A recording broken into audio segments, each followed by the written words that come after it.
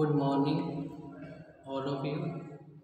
मैं घनश्याम जोड़िया, Gurugram teachers training college चक 5 BLM Shri Vijayanagar के इस यूट्यूब चैनल में आप सबका स्वागत करता हूं।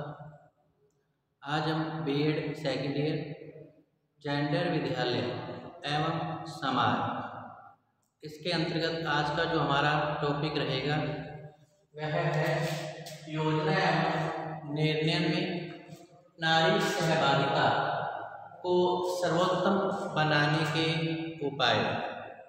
इससे पिछले वीडियो में हमने समाज के मुद्दों में महिलाओं की भूमिका के अंतर्गत योजना एवं निर्णय निर्माण में इनकी क्या भूमिका रही थी, अर्थात पारिवारिक क्षेत्र में, शैक्षिक क्षेत्र में, राजनीतिक क्षेत्र में, धार्मिक क्षेत्र में, सांस्कृतिक क्षेत्र में आदि। तो इसके अंतर्गत महिलाओं की योजना निर्माण एवं निर्णय में भूमिका बहुत कम रही है। इसका जो मुख्य कारण था पुरुष प्रधान समाज का होना पाया गया। तो आज के इस टॉपिक में हम योजना एवं निर्णय में नारी सहभागिता को सर्वोत्तम बनाने के उपायों के बारे में जानकारी प्राप्त करेंगे। तो वर्तमान समय में योजना एवं निर्णय में सहभागिता स्थिति को सर्वोत्तम बनाना आवश्यक हो गया है। इसका मुख्य जो कारण है वह यह है कि समाज के विकास में स्त्री और पुरुष दोनों का ही सहयोग अत्यंत आवश्यक है और योजना निर्माण और निर्णय में जो सहभागिता है वो दोनों की ही आवश्यक रही है। इससे समाज को दोनों की योग्यता का लाभ मिल पाएगा और समाज का विकास भी उच्च स्तरीय संतुलित रूप में होगा।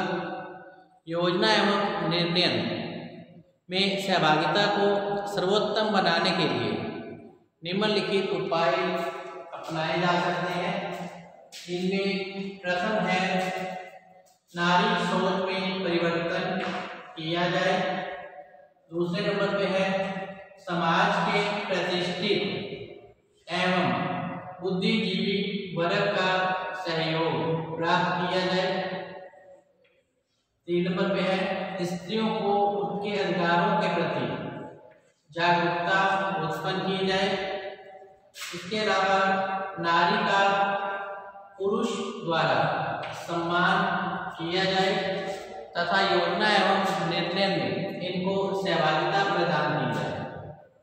इसके अलावा सामाजिक व्यवस्था में सुधार कर हम योजना निर्माण और निर्णय में स्त्रियों की सहभागिता बढ़ा सकते हैं।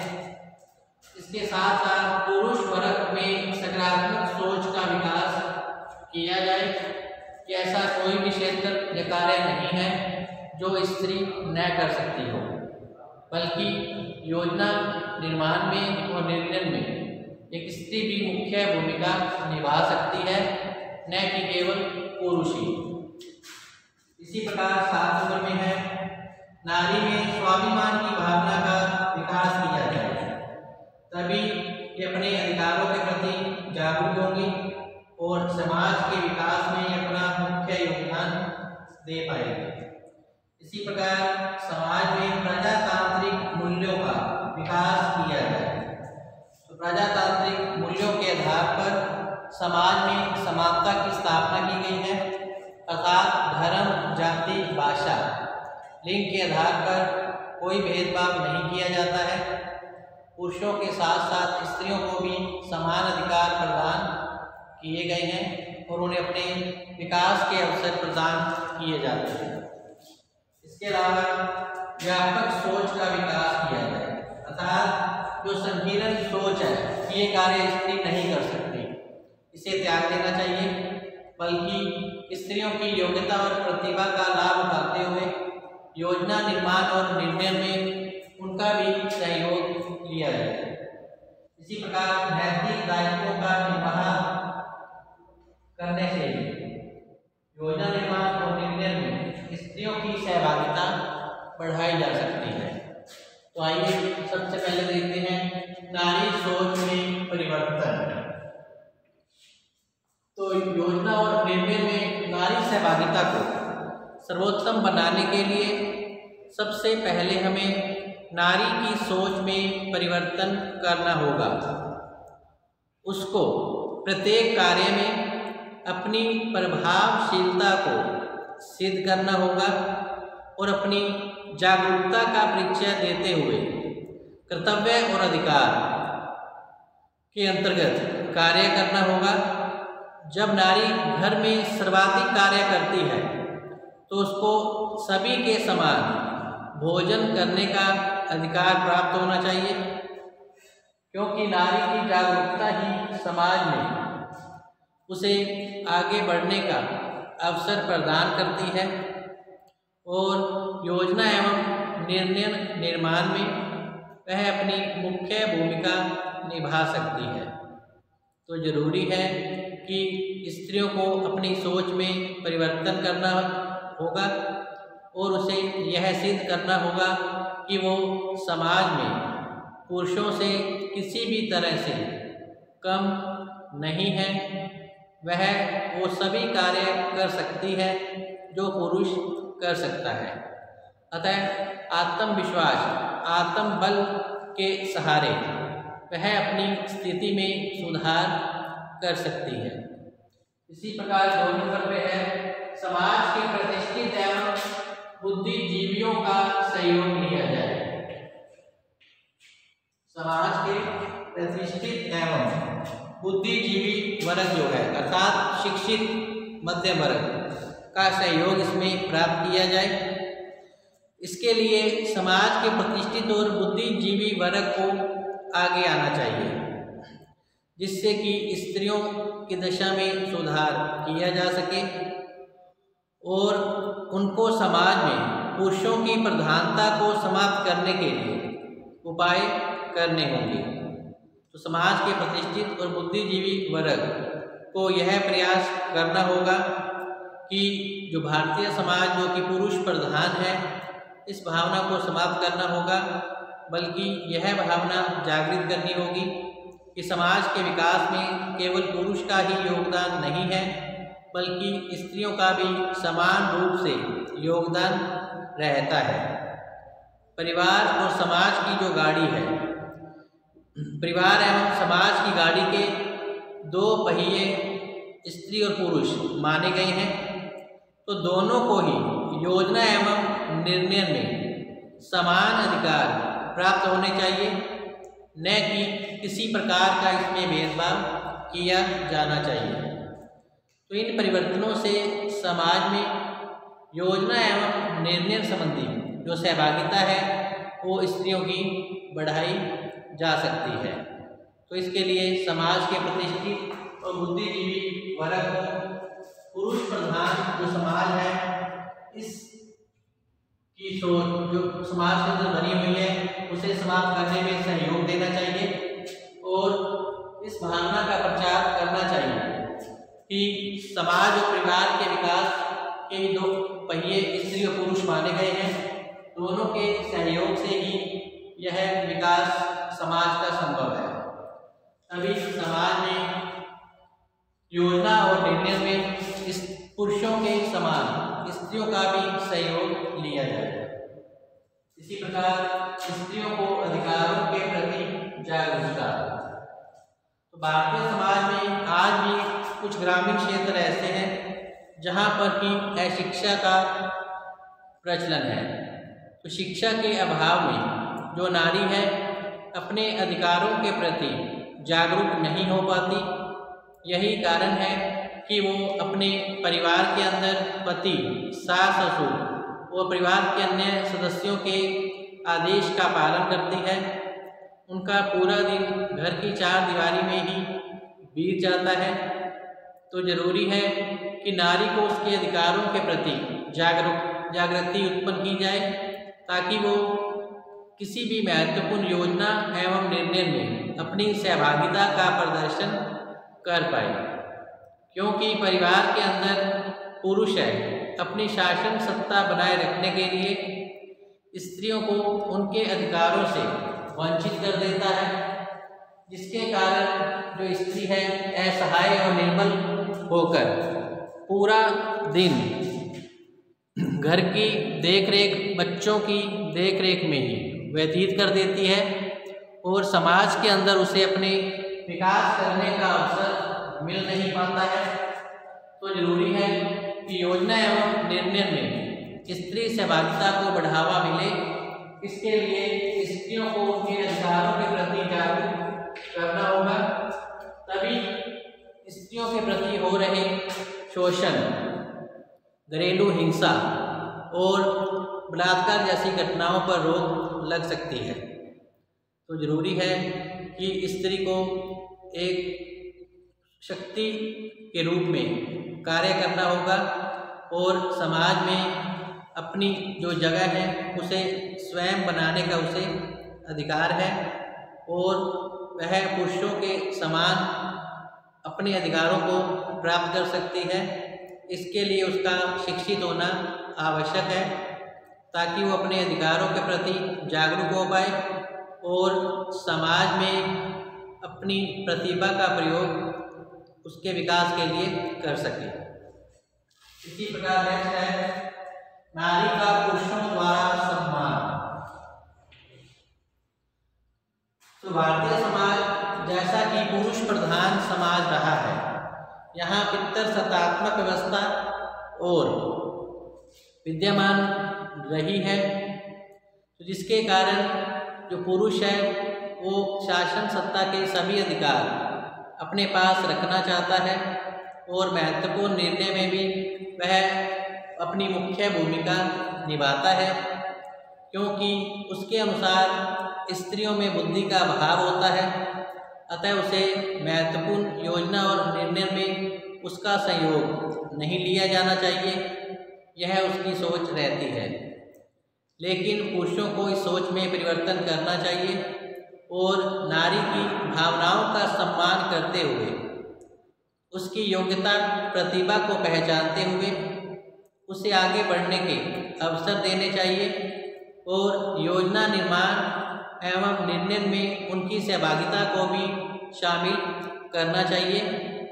एक स्त्री भी अपनी प्रतिभा का प्रयोग कर किसी भी योजना निर्माण में अपना अच्छा निर्णय दे सकती है।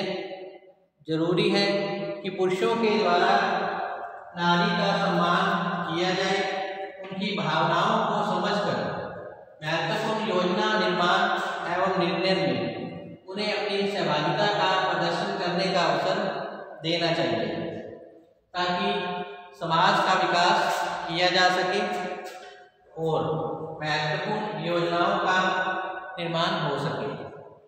इसी प्रकार नेक्स्ट है सामाजिक व्यवस्था में सुधार। सामाजिक व्यवस्था में सुधार।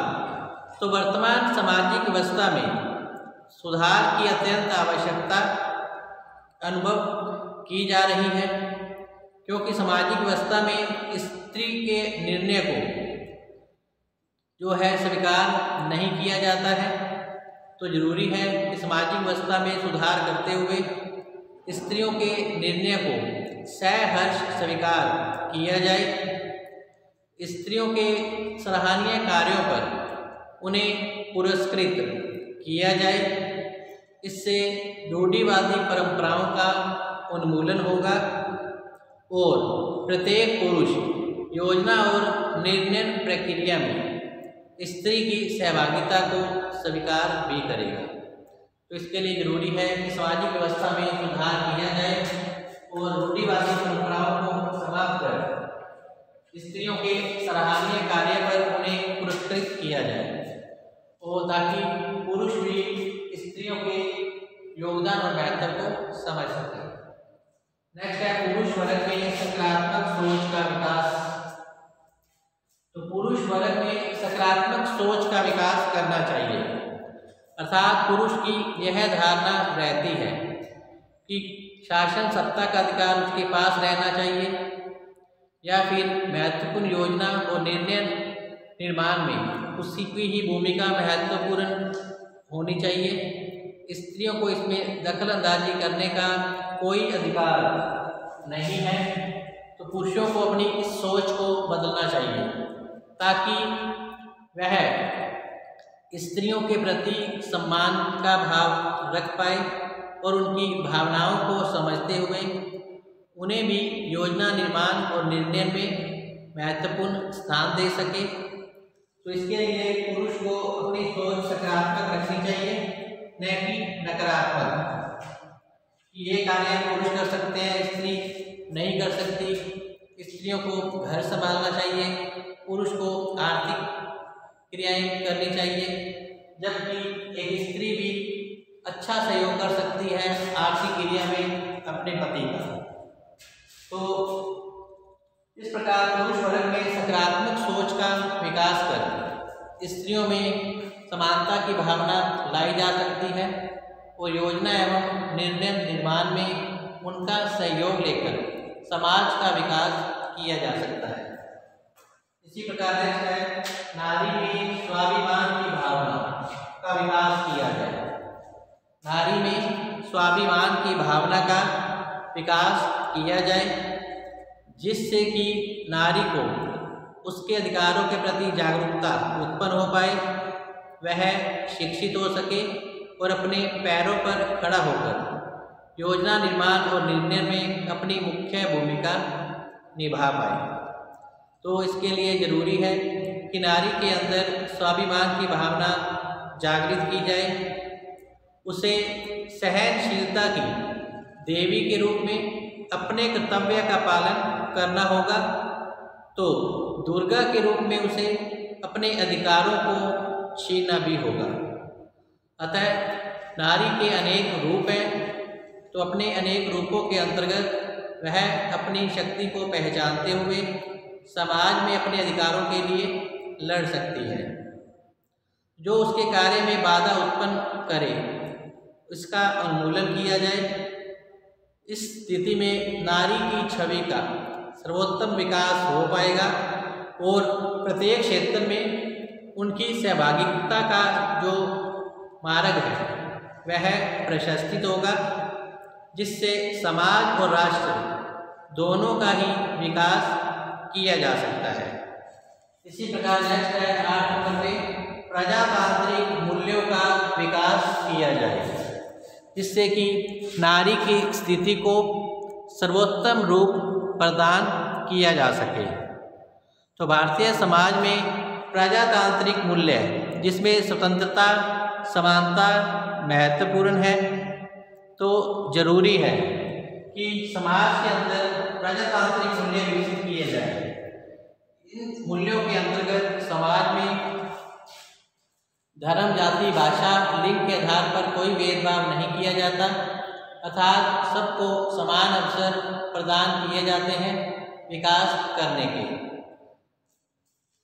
तो इस प्रकार लैंगिक भेद की स्थिति समाज के द्वारा चली आ रही है, अर्थात स्त्री पुरुष में बालक बालिका में जो भी भेद किया जाता है उसको समाप्त किया जाए और समाज के अंदर प्रजातांत्रिक मूल्यों को स्थान दिया जाए, ताकि स्त्री पुरुष में समानता स्थापित की जा सके और पुरुषों के समान ही स्त्रियों को अधिकारों की प्राप्ति हो, जिससे कि वह योजना एवं निर्णय में अपनी सहभागिता का प्रदर्शन कर पाए।